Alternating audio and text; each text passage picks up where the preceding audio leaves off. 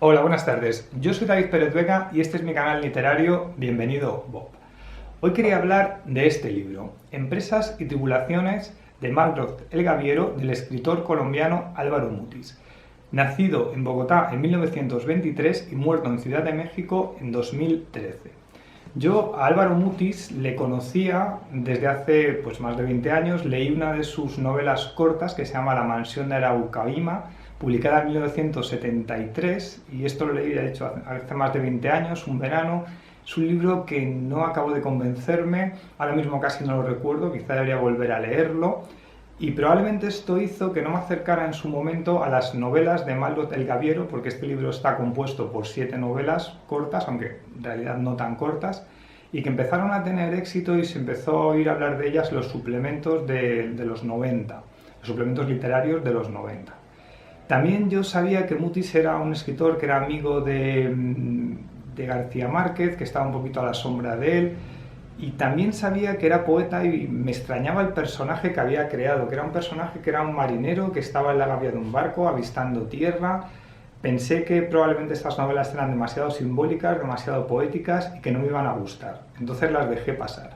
Sin embargo, en la primavera de 2019, el año pasado, paseando por la Feria del Libro Antiguo y de Ocasión de Recoletos en Madrid, me encontré con esta edición de Siruela del año 97 de las 7 novelas de Malraux el Gaviero al precio de 20 euros. El libro estaba prácticamente nuevo y en ese momento además creo que no había ninguna edición en librerías y decidí comprarlo y lo he leído este verano de 2020 y además ha sido todo un acierto, tenía que haber leído antes porque se ha convertido en una de las grandes lecturas de este año o posiblemente de los últimos años. Ya he dicho que Álvaro Mutis nació en Bogotá, pero en el año 56 se fue a vivir a Ciudad de México, aunque también había vivido en Europa porque su padre era un diplomático y había vivido en Bélgica, en Francia, y luego volvió a Colombia. En el año 56 se va a Ciudad de México porque tuvo un problema con la empresa en la que trabajaba, que era la petrolera ESSO. Ahí hacía relaciones públicas y se supone que malversó fondos porque los empeñaba en empresas gijotescas y se lo daba a amigos necesitados a través de premios, etc. La ESO le demandó y Mutis quiso poner tierra de por medio, se fue a Ciudad de México con una carta de recomendación para Luis Buñuel y allí él y unos amigos le encontraron trabajo en empresas de publicidad. Sin embargo, tuvo que ir a juicio con el tema de ESO y pasó unos cuantos meses en la cárcel y allí de esta experiencia escribió una de sus novelas. Aunque principalmente mientras él tenía que hacer trabajos con el mundo de la publicidad que le hacían viajar mucho, lo que él fue un poeta. En 1986 publica una novela, La nieve del almirante, en la que aparece este personaje de Malraux el Gaviero que le va a acompañar ya durante otras 6 novelas. Él en 1988 se jubila y se puede dedicar más a la literatura, y esto hace que estas novelas de Malraux el Gaviero, que empiezan en 1986, acabe la saga en 1993, en este periodo de unos 7 años, consigue escribir estas 7 novelas. Y tienen un tono bastante unitario, están escritas bastante cercanas en el tiempo y yo creo que tiene todo el sentido leer el libro en conjunto y no las novelas por separado. Malraux el Gaviero no era, sin embargo, un personaje nuevo en la obra de Mutis porque había aparecido ya en sus poemas, en un libro de 1953, que lo tengo por aquí apuntado, que se llamaba ese libro Los elementos del desastre. Era un libro de poemas en prosa y ahí aparece ya por primera vez Malraux el Gaviero y va a aparecer en sus siguientes libros de poemas y luego ya se convierte en el protagonista de esta serie de novelas que es realmente lo que le ha dado más fama a Mutis.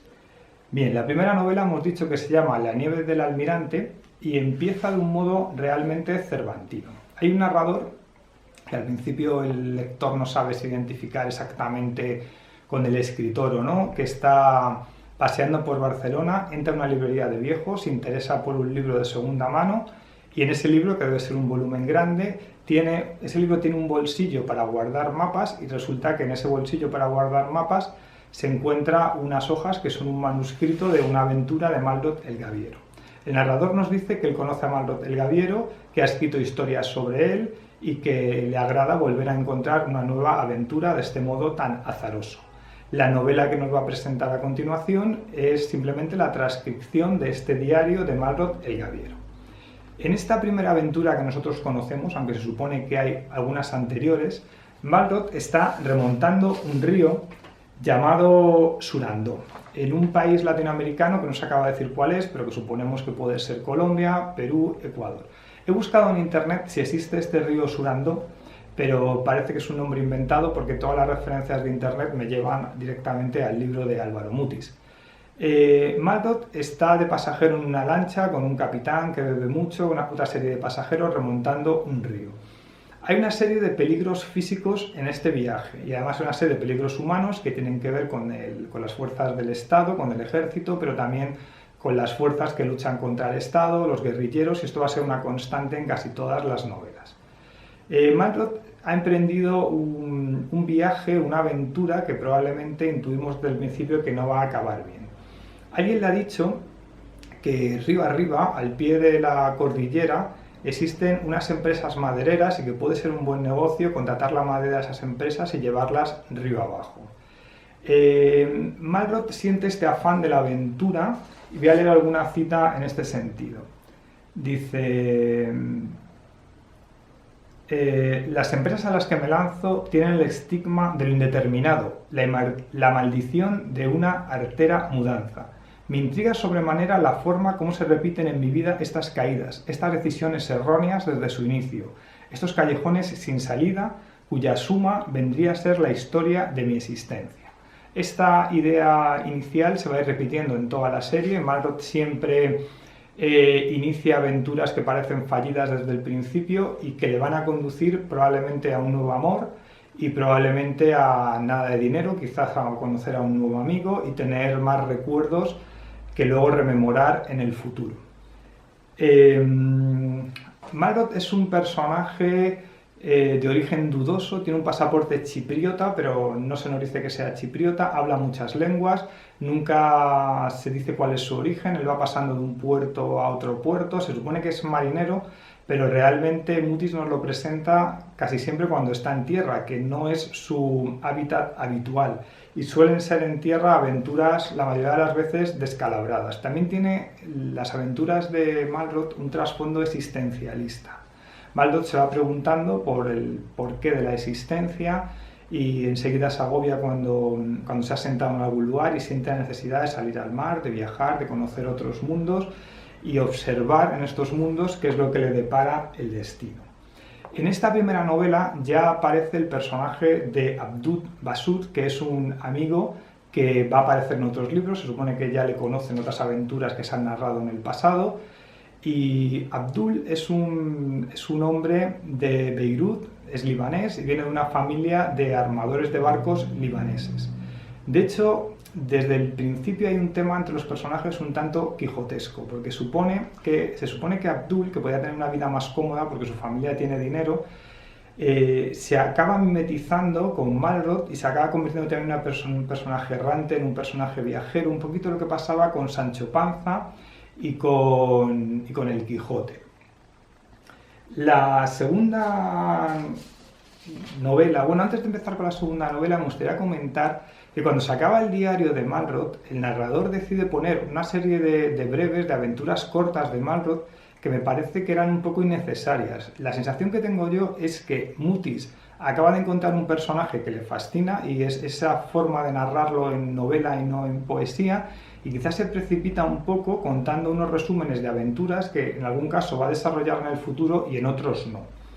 La segunda novela se llama Ilona llega bajo la lluvia y está editada en 1988, 2 años después de la anterior. Aquí sí que aparece al principio Malraux en un barco y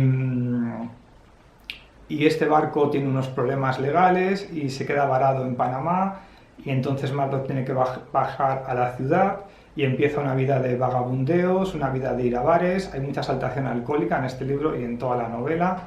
y Malraux te está quedando sin dinero.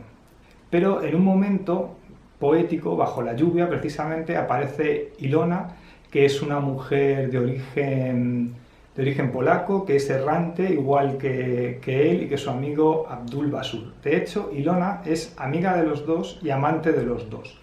Y con ella, con Ilona, inicia un negocio rocambolesco con un prostíbulo de supuestas azafatas. Ilona, hay un momento que desaparece, no quiero decir cómo, en la novela, de un modo fantasmal. Y llevando el juego cervantino hasta el final, podríamos pensar que si bien Malrod sería el Quijote y Abdul Basur sería Sancho Panza, Ilona podría ser Dulcinea, una Dulcinea que desaparece de un modo fantasmal y que es evocada todo el rato en la novela como un ideal de compañera por los dos amigos. Esta es una novela también muy bella, o sea, realmente todas las novelas son muy bellas. El lenguaje se nota que es el lenguaje de un poeta, cada párrafo está trabajado, están muy trabajados los verbos, la adjetivación, etc. La tercera novela se llama Un bel morir y está escrita en tercera persona. La anterior no lo he dicho, pero la de Ilona llega con la lluvia, se supone que es una transcripción de una conversación entre el narrador y Malrod, y el narrador lo que hace es transcribir de sus recuerdos poniéndose en la piel de Malrod a través de su primera persona, como un juego literario. Pero la tercera novela no se nos avisa por qué ni cómo, es una aventura de Malrod escrita directamente en tercera persona. Malrod está viviendo en una ciudad que se llama La Plata. Al principio yo pensaba que era La Plata de Argentina, pero no, es de nuevo una ciudad que debe ser un pueblo de Colombia, de Perú, de Ecuador, por esa zona. Y se va a meter de nuevo en una aventura rocambolesca con un tipo que conoce en un bar, donde va allí a beber todas las tardes, y tiene que subir un material que llega de un barco en unos burros hacia una cordillera donde supuestamente se está haciendo una línea férrea, pero en realidad aquí hay más cosas en juego y hay unos peligros que, además de ser físicos, como las otras aventuras, sobre todo en la primera, La nieve del almirante, los peligros van a venir o bien del Estado, del ejército, o bien de los guerrilleros, y Malrod se va a encontrar entre los dos. Al final de esta novela se narra una especie de muerte mítica de Malrod, pero no sabemos si es verdad o es una leyenda. De hecho, el narrador no da credibilidad a las leyendas sobre la muerte de Malrod. La cuarta novela, La última escala del Strand Steamer, que es de 1988, es de un año antes que la anterior y realmente no sé por qué al final está colocada después, está en la cuarta y no la tercera. No hay ningún prólogo que lo explique. Aquí hay una cosa curiosa, porque el narrador no empieza a ser Malrod, sino que empieza a ser directamente el narrador escritor de las otras historias, que te va contando su obsesión, porque se va encontrando con un barco que le siente que es especial, que es un tipo de barco que se llama Strand Steamer, que lo he buscado en internet y lo traducen en español como una vaporeta o un vapor. Y ese barco se lo encuentra en distintos puertos y hay un momento que puede viajar en él y conocer a su capitán, que se llama, lo tengo por aquí, es un vasco, se llama Jon Iturri, y Jon Iturri le va a contar una historia de amor que ha tenido con una mujer que se llama Guarda, que es precisamente y casualmente una de las hermanas de Abdul Basur, amigo de Malrod el Gaviero. Le va a contar esa historia de amor, y en esta novela lo curioso es que Malrod aparece de personaje muy secundario, de hecho casi ni aparece. Vamos a llegar ya a la quinta novela, que la quinta novela se llama... La quinta novela es Amirbar, que es de 1990. Y esta empieza a ser narrada también por este narrador, que es muy cercano a Mutis. De hecho, hay un momento ya que pensamos que es Mutis, porque habla de su hermano Leopoldo, y su hermano se llama Leopoldo en la realidad. Hay otro momento en la séptima novela que habla de su mujer Carmen, que es el nombre real de su mujer, y habla de su amigo Gabriel García Márquez, que es un amigo en la realidad. Entonces está jugando a esta idea de que el personaje de sus novelas es una persona real con la que él se encuentra de vez en cuando, conversa y narra sus historias para sus posibles y pocos lectores, que es un juego que se hace constantemente en el libro. En Amirbar, el narrador está en Los Ángeles y recibe un llamado de Malrod, y él va a verle a una pensión pobre en la que Maldoror tiene unas fiebres, está enfermo y nuestro narrador le lleva a un hospital y luego para recuperarse le lleva a la casa de su hermano Leopoldo. Y por las tardes en esta casa de Leopoldo, Maldoror va a contar una aventura que tuvo sintiendo la llamada del oro en un país indeterminado que probablemente sea el mismo que el de la nieve del Almirante. Pues esta zona de Colombia, Perú, Ecuador, etc. Por supuesto, la aventura con el oro va a salir mal también, va a conocer un nuevo amor y va a tener historias que contar como esta que está contando, y me gusta el juego este de narradores en el que se acaba la voz narrativa esa tarde de Maldoror, sigue la historia el narrador, etc. En la sexta novela, Abdul-Basur, soñador de navíos, nuestro narrador, que está cogiendo cada vez más protagonismo, en una estación de tren se va a encontrar con Fátima, que es otra de las hermanas de Abdul-Basur. Hablando sobre Abdul, sobre Maldoror, del que hace mucho que no sabe nada, Fátima le dice que le va a enviar documentos de Abdul y fotos, y el narrador decide que en esta ocasión va a hablar de las aventuras y de la vida de Abdul en vez de la de Maldoror, aunque Maldoror también va a acabar apareciendo, por supuesto. La séptima novela, Tríptico de Mar y Tierra, recupera otra vez la figura de Maldoror, que parecía que no sabíamos dónde estaba, se había muerto, había desaparecido, y nuestro narrador otra vez sabe de él.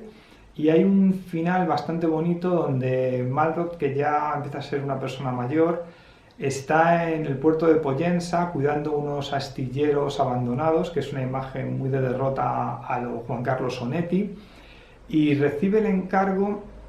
de cuidar de un hijo de Abdul-Basur. Y entonces siente algo muy extraño para él, que es el deseo de la pertenencia y la paternidad. Aunque el lector intuye que va a haber un momento en el que Maldoror va a abandonar Pollensa y va a salir otra vez a navegar, o va a salir a lanzarse otra vez a sus aventuras.